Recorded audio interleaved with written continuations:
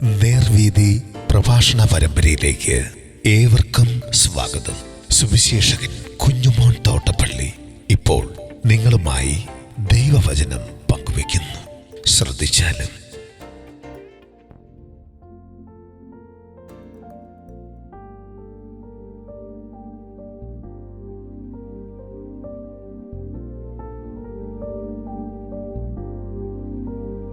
പത്രോസിനോടുള്ള കരുതൽ.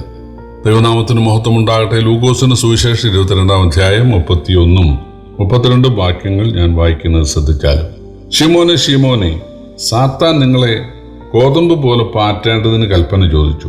ഞാനോ നിന്റെ വിശ്വാസം പോയി പോവാതിരിപ്പാൻ നിനക്ക് വേണ്ടി അപേക്ഷിച്ചു.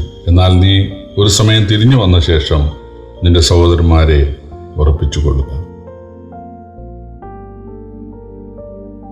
കർത്താവായ യേശുക്രിസ്തു പ്രപഞ്ച സൃഷ്ടാവായ സ്വർഗത്തിൽ ദൂതന്മാരുടെ ആരാധന സ്വീകരിച്ചുകൊണ്ടിരുന്ന സർവശക്തനും സർവജ്ഞാനിയും സർവവ്യാപിയുമായ സൃഷ്ടാവും രക്ഷിതാവും പരിപാലകനും ന്യായാധിപനുമായ മഹാദൈവമാണെന്ന്, അല്ലെങ്കിൽ ആ മഹാദൈവത്തിൻ്റെ മനുഷ്യാവതാരമാണെന്ന് മനുഷ്യർക്ക് അറിഞ്ഞുകൂടെങ്കിലും പിശാചിന് സാത്താൻ അറിയാമായിരുന്നു.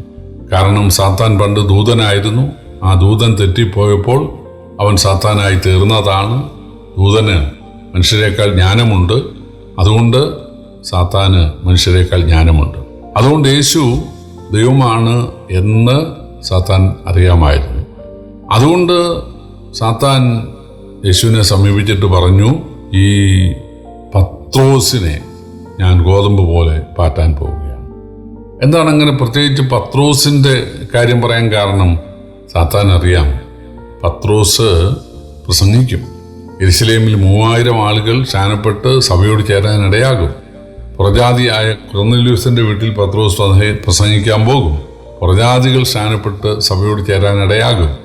അങ്ങനെ പത്രോസ് വലിയ പ്രസംഗകനും വലിയ ബൈബിൾ എഴുത്തുകാരനുമൊക്കെ ആയിട്ട് മാറുമെന്നുള്ളത് സാത്താൻ അറിയാം. അതുകൊണ്ട് വളരെ പ്രയോജനപ്പെടാൻ പോകുന്ന ഇയാളെ പിടിക്കുക എന്നുള്ളതാണ് സാത്താൻ്റെ തന്ത്രം. പക്ഷേ യേശുവിൻ്റെ അനുവാദം ചോദിക്കാതെ തൊടാനൊക്കത്തില്ല.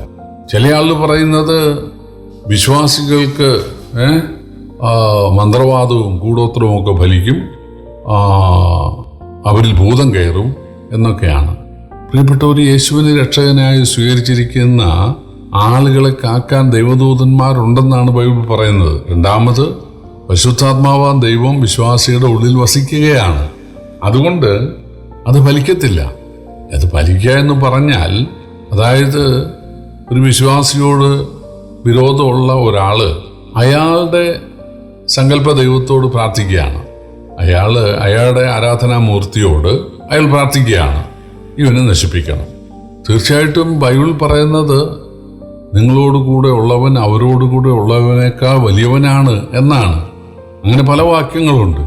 അപ്പോൾ അതായത് സർവശക്തനും സർവജ്ഞാനിയും സർവവ്യാപിയും സൃഷ്ടാവും രക്ഷിതാവുമായ ദേവാദിദേവനും രാജാതിരാജാവുമായ യേശുവിൻ്റെ ഒരു ശിഷ്യനെതിരെ ഒന്നും ചെയ്യാൻ മറ്റൊരു സങ്കല്പ മൂർത്തിക്കും സാധിക്കത്തില്ല.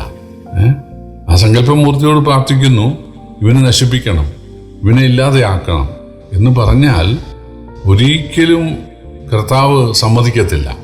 കർത്താവ് തടയും. ഞാനോ ലോകാവസാനത്തോളം എല്ലാ നാളും നിങ്ങളോട് കൂടെ ഉണ്ട് എന്ന് പറഞ്ഞ് കർത്താവ് തടയും. ചില ക്രൈസ്തവ വിഭാഗങ്ങളെക്കുറിച്ച് ഒരു ആക്ഷേപം കേട്ടിട്ടുണ്ട്. ശരിയോ തെറ്റോ എന്ന് കൃത്യം അറിഞ്ഞുകൂടാ. അവർ മന്ത്രവാദമൊക്കെ പഠിപ്പിക്കുമെന്നാണ്. കാരണം അവരുടെ കുഞ്ഞാടുകളെ മന്ത്രവാദം ചെയ്ത് ഉപദ്രവിക്കാനായിട്ട് ആളുകൾ ശ്രമിക്കുമ്പോൾ അതിന് ആൻറ്റിയായിട്ട്, അതിനെ പ്രതിരോധിക്കാൻ വേണ്ടി അവരും മന്ത്രവാദമൊക്കെ പഠിക്കും എന്നൊക്കെ കേട്ടിട്ടുണ്ട്. കടമറ്റത്ത് കത്തനാരെന്നൊക്കെ ഉള്ളത് നമ്മൾ കേട്ടിട്ടുണ്ടോ? അത് ചരിത്രത്തിലുള്ളതാണല്ലോ, ശരിയാണല്ലോ. അതിൻ്റെ ആവശ്യമില്ല. നമ്മൾ കർത്താവിലങ്ങ് ആശ്രയിച്ചാൽ മതി, കർത്താവിനോടങ്ങ് പറ്റിയിരുന്നാൽ മതി. ഒരു ബാധയും നിന്റെ കൂടാരത്തിന് അടുക്കയില്ല എന്നാണ്. യാക്കോബിന് ആഭിചാരം ഫലിക്കയില്ല. അവൻ എന്നോട് പറ്റിയിരിക്കാൻ ഞാൻ അവനെ ഒഴിവിക്കും. യേശുവിലങ്ങ് ആശ്രയിച്ചാൽ മതി, യേശുവിനെ സ്നേഹിച്ചാൽ മതി. യേശു നമുക്ക് പ്രൊട്ടക്ഷൻ നൽകിത്തരും. അവൻ സർവശക്തനാണ്. അപ്പോൾ ഇവിടെ പിശാചിന് യേശുവിനോട് ആലോചന ചോദിക്കാതെ തൻ്റെ ശിഷ്യന്മാരെ തൊടാൻ പറ്റത്തില്ല. യോബിൻ്റെ കാര്യത്തിൽ പിശാച് വന്ന് ചോദിച്ചു, ഞാൻ ഇവനെ പരീക്ഷിക്കട്ടെ, പരീക്ഷിച്ചാൽ അവൻ നിന്നെ തള്ളിപ്പറയും, നിന്നെ ഉപേക്ഷിച്ചിട്ട് പോകും. ദൈവം പറഞ്ഞില്ല, അവൻ ഭക്തനാണ്. എന്ത് പ്രതികൂലവും കഷ്ടതയും പട്ടിണിയും നഗ്നതയും മരണവും വന്നാലും അവൻ തള്ളിപ്പറയത്തില്ല. ശരി, പരീക്ഷനെ പരീക്ഷിച്ചു, ദൈവം അനുവദിച്ചോ മാത്രമാണ് ഇയ്യോബിനെ പരീക്ഷിക്കാനായിട്ട് സാത്താന് സാധിച്ചത്. വാസ്തവത്തിൽ ദൈവം അനുവദിച്ചത് അതൊരു സാധന പാഠമാക്കി, സഹിഷ്ണുതയുടെ ഒരു പാഠം നമ്മെ പഠിപ്പിക്കുവാൻ വേണ്ടി ഇയ്യോബിനെ ദൈവം ഉപയോഗിക്കായിരുന്നു. യേശു പറഞ്ഞു, നിന്റെ വിശ്വാസം പോയി പോകാതിരിക്കാൻ ഞാൻ നിനക്ക് വേണ്ടി അപേക്ഷിച്ചു. ദൈവത്തോട് ഞാൻ അപേക്ഷിച്ചു, ദൈവമേ, അവൻ്റെ വിശ്വാസം പോകരുത്, നീ കാത്തോണം. പിശാച് അവനെ നോട്ടമിടുന്നു. പിന്നെ പറഞ്ഞു, നീ പക്ഷേ അല്പം വഴുതും. പിശാച് നിന്നെ ഒന്ന് തള്ളിയിടാനായിട്ട് ശ്രമിക്കും, നീ എന്നെ തള്ളിപ്പറയും, എന്നാൽ നീ അനുദപിക്കും. നീ തിരിച്ചു വന്നിട്ട് സഹോദരന്മാരെ ഓർപ്പിച്ചു കൊള്ളുക. നിന്റെ ശ്രദ്ധക്കുറവ് കൊണ്ട്, പ്രാർത്ഥനക്കുറവ് കൊണ്ട്, ഭക്തിക്കുറവ് കൊണ്ട് നിനക്കൊരു ചെറിയ ഒരു സ്ലിപ്പിംഗ് ഉണ്ടാകും. പക്ഷേ നീ തിരിച്ചു വരും. പ്രിയപ്പെട്ടവർ, യേശുവിന് നമ്മുടെ കുതിപ്പും കിതപ്പും, യേശുവിന് നമ്മുടെ വളർച്ചയും തളർച്ചയും, യേശുവിന് നമ്മുടെ സ്നേഹവും സ്നേഹക്കുറവും എല്ലാം അറിയാം. അവൻ സർവജ്ഞാനിയാണ്. അതുകൊണ്ട് ആ യേശുവിനെ സ്നേഹിക്കുവാൻ, ഭയപ്പെടുവാൻ, അനുസരിക്കുവാൻ നമുക്കിടയാകട്ടെ. തീർച്ചയായിട്ടും നമ്മുടെ കർത്താവ് നമ്മളെ പ്രൊട്ടക്റ്റ് ചെയ്യും.